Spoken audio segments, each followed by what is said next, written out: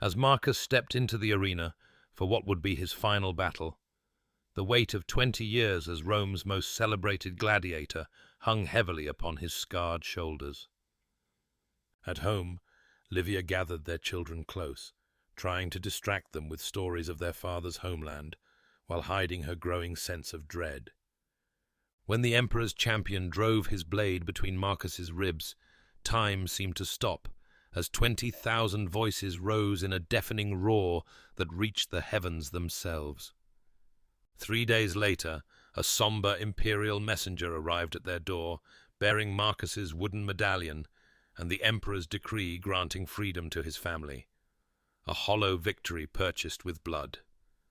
Within a fortnight, Livia sold what little they owned, determined to take their children far from Rome's shadow to Marcus's ancestral village near the sea. The journey was arduous, filled with dangers that tested Livia's resolve, yet with each passing mile the burden of their grief seemed to lighten beneath the vast Italian sky. On their final night beneath the stars, Livia pointed to the brightest constellation and whispered ancient stories of heroes who became immortal in the heavens, watching over those they'd left behind.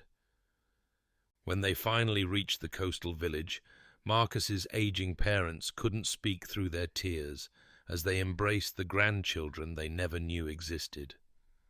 5 years passed in the embrace of that small village by the sea, where memories of arena sand gradually gave way to the simple rhythms of fishing boats, olive harvests, and Mediterranean tides. On the anniversary of Marcus's final battle, they no longer mourned a gladiator who died for Rome's entertainment, but instead celebrated a father and husband whose sacrifice had purchased the peaceful legacy his children now lived every day.